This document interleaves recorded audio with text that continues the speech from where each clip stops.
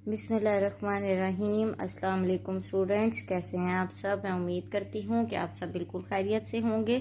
Universal high school ने corona problem की वजह से जो ऑनलाइन लेक्चर का आगाज़ किया है, उस हवाले से मैं आप लोगों की सोशल स्टडी की टीचर मिस बिनिश क्लास 7 से ये मेरा लेक्चर नंबर 1 है।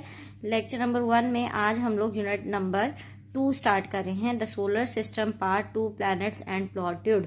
यूनिट नंबर 1 जब आप लोग स्कूल आए थे, आप लोगों ने यूनिट नंबर 1 पढ़ा था, जिसमें आप लोगों ने सोलर सिस्टम का पार्ट 1 पढ़ा था, जिसमें आपने बेसिक्स पढ़े थे कि सोलर सिस्टम के कौन कौन से बेसिक फीचर्स हैं और उनके सोलर सिस्टम के अंदर कौन कौन सी चीज़ें मौजूद हैं, जिसमें आपने एस्ट्रॉयड, कॉमेट, मेट्रॉयड, इन सब के बारे में आप लोग पढ़ चुके हो। आई होप सो आप सब बच्चों को वो चीज़ें अभी तक याद होंगी और आप लोगों को वो सब चीज़ें समझ आ गई होंगी। उसके आज हम लोग लेक्चर नंबर 1 में इसका फर्दर मजीद एक्सप्लेनेशन पढ़ रहे हैं, जिसमें हम लोग पढ़ रहे हैं the solar system part 2, planets and plutoid. Planets और प्लॉट्यूड के बारे में हम पढ़ेंगे। सबसे पहले हम इस की रीडिंग कर लेते हैं। लेक्चर नंबर 1 में हम लोग स्टेटमेंट नंबर 1 से लेके 7 तक पढ़ेंगे। स्टेटमेंट नंबर 1 से लेके 7 तक की सबसे पहले रीडिंग करते हैं। Planet is the celestial body that orbit around the sun. Number 2, planet has sufficient mass and nearly have round shape. Number 3, a celestial body that orbit the sun. It is not a satellite. Statement number 4 है, the official names plotted was first proposed by TAU committee in 11th June 2008. Statement number 5, Pluto is the second largest planetoid in the solar system. Number 6, Haumea is the smallest planet till now. Number 7, Haumea mass is 1/3 the mass of Pluto. जी student, अब मैं इसके साथ साथ explanation करती जाऊंगी और आप लोगों को मुश्किल लफ्ज़ के मायने बताती जाऊंगी। आप लोगों ने साथ साथ उन लफ्ज़ों के मायने लिख लेने हैं जो कि आप लोगों को मुश्किल लगते हैं, और साथ आप लोगों ने डेफिनेशंस भी अंडरलाइन करते जाना है। जैसा कि हम लोग स्टेटमेंट नंबर 1 पढ़े हैं, जिसमें प्लैनेट की डेफिनेशन दी हुई है, इसको आप अंडरलाइन कर ले। Planet is the celestial body that orbit around the sun. Celestial का मतलब होता है आसमानी।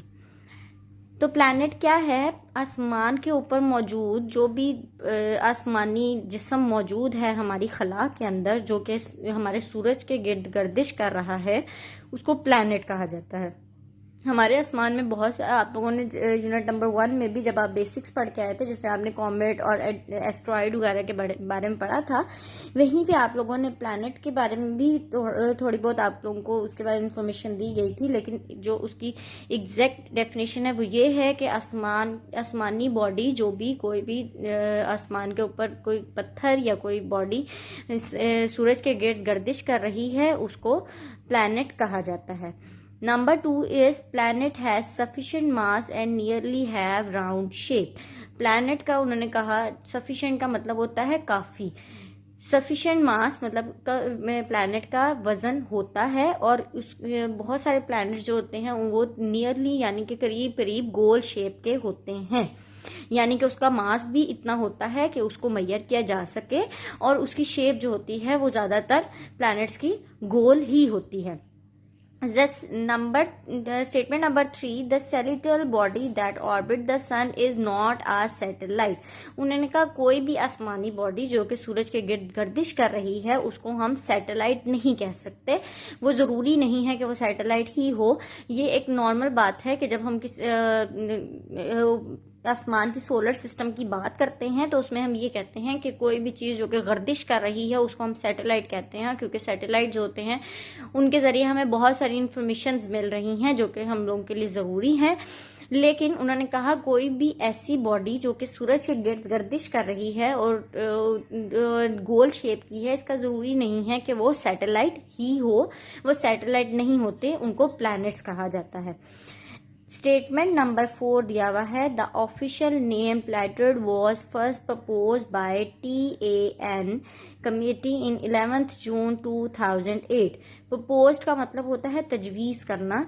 तो प्लॉटेड पहली दफ़ा ये नाम जिन्होंने तजवीज़ किया था वो TAU कमेटी है, और इसने 11 जून 2008 को डेट भी उन्होंने दी गई है और कमेटी का नाम भी बता दिया गया है कि TAU कमेटी ने 11 जून 2008 को सबसे पहले प्लॉटेड का नाम तजवीज़ किया था, यानी कि सबसे पहली दफ़ा नाम बताया गया था कि इसका नाम ये होगा।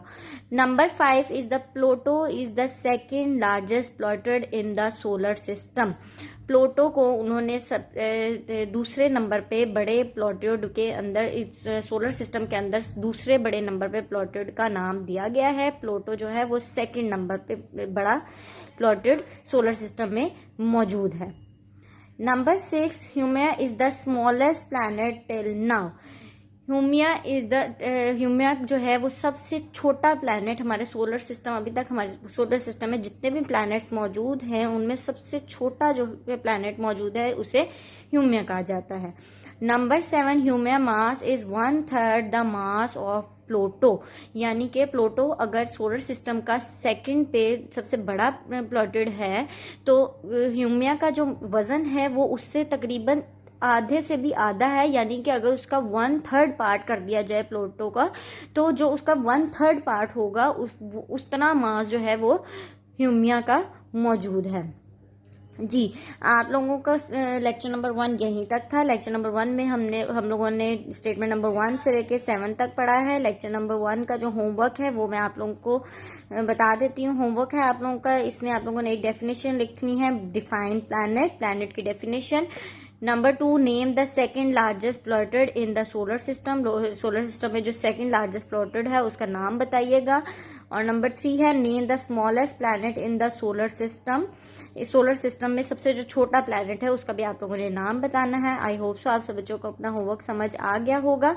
इसके साथ आप लोगों को हम लोग इंशाल्लाह नेक्स्ट लेक्चर नंबर 2 में हम लोग chapter number 2 the solar system from solar system की स्टेटमेंट जो है वो हम 8 से लेके 14 तक पढ़ेंगे। आप लोगों ने ये होमवर्क करने के साथ साथ जितनी भी स्टेटमेंट्स हैं इनको भी याद कर लेना है, क्योंकि इन सारी स्टेटमेंट में से आप लोगों को शॉर्ट क्वेश्चंस के अलावा ऑब्जेक्टिव और चूज द करेक्ट आंसर भी आ सकते हैं। तो आप लोगों ने इस होमवर्क करने के साथ साथ इन सारी स्टेटमेंट्स को 1 से लेके 7 तक की स्टेटमेंट्स को याद भी कर लेना है।